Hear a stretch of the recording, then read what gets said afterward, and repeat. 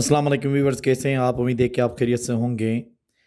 हम अपनी रोज़मर्रा ज़िंदगी में अक्सर ऐसे जुमले इस्तेमाल करते हैं, जैसे कि ये सवाल हल करके दिखाओ, लिख के तो दिखाओ, यहाँ आके तो दिखाओ, छू के तो दिखाओ। ये हम उस वक्त इस्तेमाल करते हैं जब हम किसी को चैलेंज कर रहे होते हैं कि ये कुछ करके दिखाओ के। जब ऐसे जुमलों को हमने इंग्लिश में ट्रांसलेट करना होता है तो कौन सा स्ट्रक्चर हम इस्तेमाल करते हैं वो हम इस लेक्चर में तफसीलन डिस्कस कर लेंगे।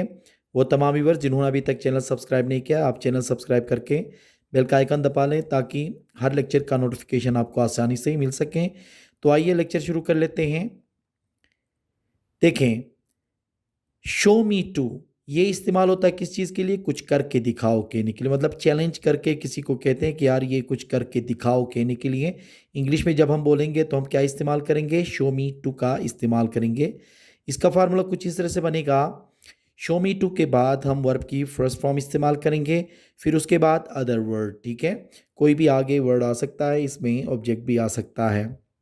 जैसे कि ये सवाल हल करके तो दिखाओ, ये सवाल हल करके तो दिखाओ। Show me to solve this question, show me to solve this question. लिख के तो दिखाओ, लिख के तो दिखाओ। Show me to write, show me to write. यहां आके तो दिखाओ, यहां आके तो दिखाओ। Show me to come here, show me to come here. छू के तो दिखाओ, छू के तो दिखाओ। Show me to touch, show me to touch. तो ये दिखाओ जो हम चैलेंज के तौर पे हम किसी बंदे को जब कहते हैं तो हम क्या इस्तेमाल करेंगे इंग्लिश में बोलने के लिए? शो मी टू का इस्तेमाल कर लेंगे।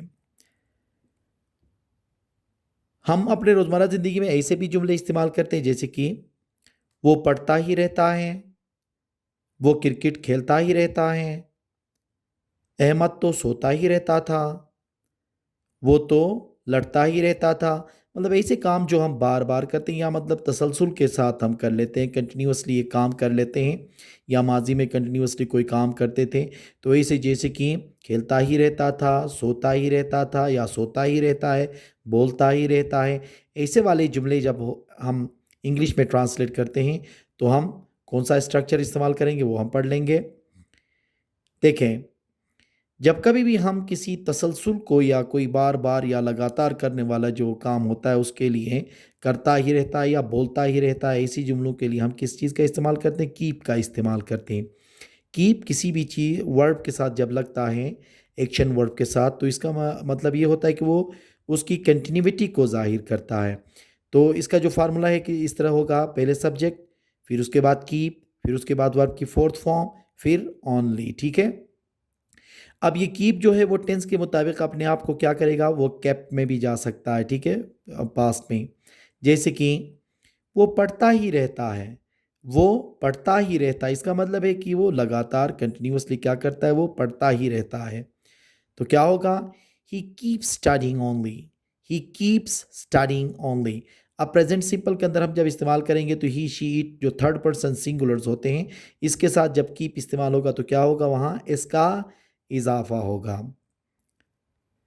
वो क्रिकेट खेलता ही रहता है, वो क्रिकेट खेलता ही रहता है। He keeps playing cricket only, he keeps playing cricket only. Ahmed तो सोता ही रहता था, अहमद तो सोता ही रहता था। तो इसका मतलब है कि हम यहाँ पे माजी की बात कर रहे हैं। अब माजी की जब हम बात करेंगे तो कीप का क्या होगा? सेकंड फॉर्म हम इस्तेमाल करेंगे। तो क्या होगा? Ahmed kept sleeping only, Ahmed kept sleeping only. वो तो लड़ता ही रहता था, वो तो लड़ता ही रहता था, मतलब माजी में एक कंटिन्यूसली एक काम, मतलब लगातार वो बार बार कर रहा था, तो उसके लिए हम ये इस्तेमाल करेंगे। जैसे कि he kept fighting only, he kept fighting only. तो कोई भी काम कंटिन्यूस या तसलसल को जब हम जाहिर करेंगे तो उस वक्त हम किस चीज़ का इस्तेमाल करेंगे? कीप का इस्तेमाल करेंगे। ऐसे जुमले हम अक्सर अपने लैंग्वेज में उर्दू ज़बान में इस्तेमाल करते हैं। जब इनको हम इंग्लिश में बोलना होता है तो हम इन फार्मूलों के सहारे आसानी से बोल सकते हैं। उम्मीद है कि आज का ये लेक्चर आपको पसंद आया होगा। Thank you very much.